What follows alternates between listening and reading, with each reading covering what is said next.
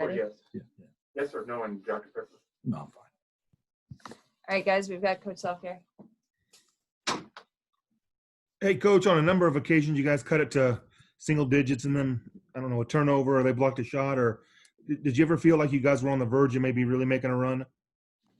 Well, I thought we got it to 5, so I thought we played pretty well. I'll be honest, guys, we played damn well the second half. I mean, they made some, one guy beat us, and he was great, but they made some shots, and of course we made shots too second half. But I thought we played well the second half, and you eliminate our live ball turnovers that led to points.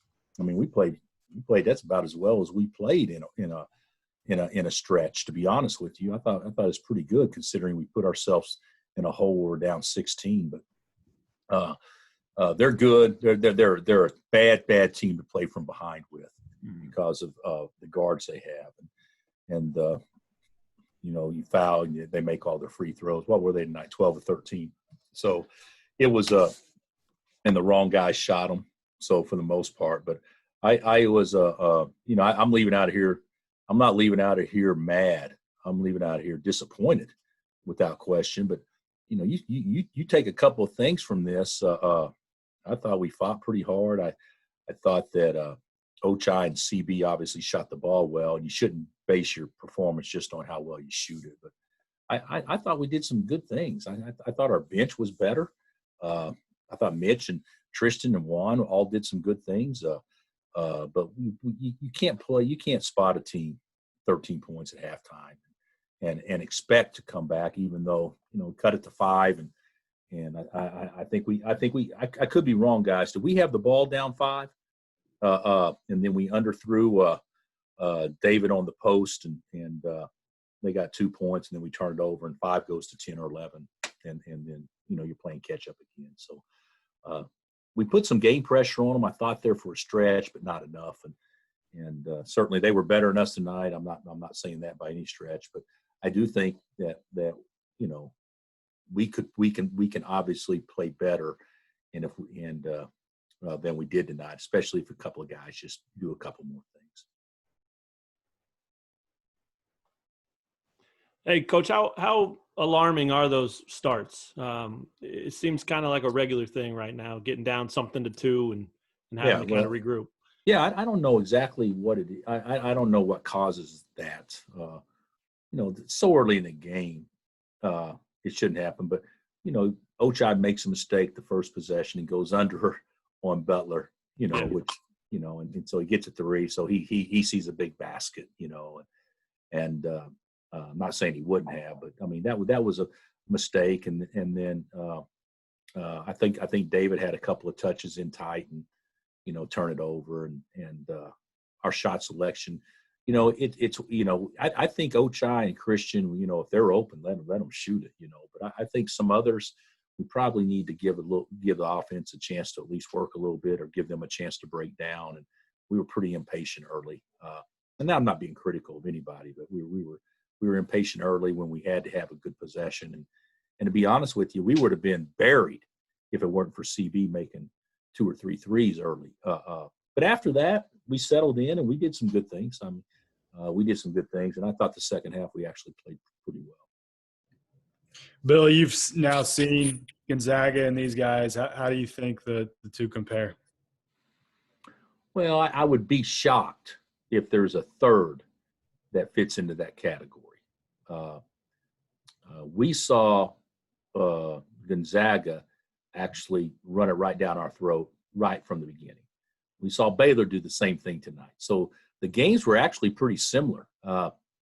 Baylor, I think, had us down 14 or 16 or something, and Gonzaga had us down the same thing. And we came back and tied Gonzaga. We didn't quite get close enough to do that today, but I think they're both terrific. You could say this, Thamba and Vital and Jonathan. I mean, their stats hurt us as much as anything. I mean, they combined for 19 rebounds and what are they, 5 of 8 and 4 of 5. So what's that, 9 of 13 from the field and 19 rebounds. That they were just solid. and so they played great. We were fortunate, obviously that Teague didn't make threes. He got 4, but he didn't make. But Mitchell made his. So really, I think that this was a game where Gonzaga probably beat us with all 5 of their guys. And tonight, let's just give the guy credit.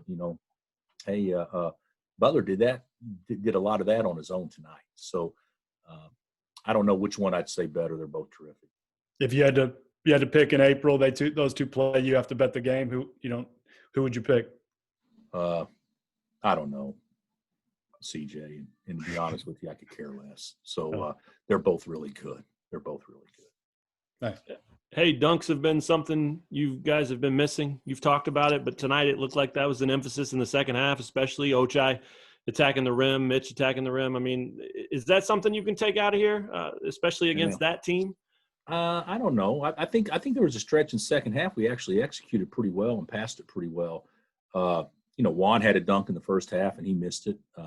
And that was the right play to try to dunk it because Vital was obviously chasing him down. So that was the right play. Jalen had a dunk late that was pretty aggressive and authoritative. I don't ever go into a game saying our goal is to get dunks. I go into our game to say our goal is to play athletic, and hopefully that leads to certain things. I didn't think we played athletic at all early. I thought they went around us whenever we wanted to, but our defense was actually pretty good. I think the second half, except for one guy just went off. Hey, Coach, KU will potentially play Baylor 2 more times this year, once at Allen Fieldhouse and potentially during March Madness. What changes need to be made for Kansas to walk away with both wins against Baylor? Well, we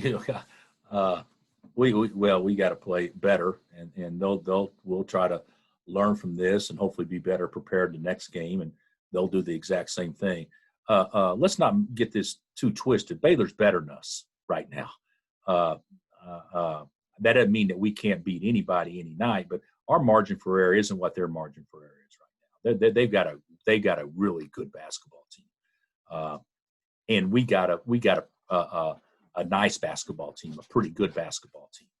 But there's more things that have to go right for us to beat somebody like Baylor or Gonzaga than what has to go right for them to beat us right now. And that's not being negative. That's just a fact.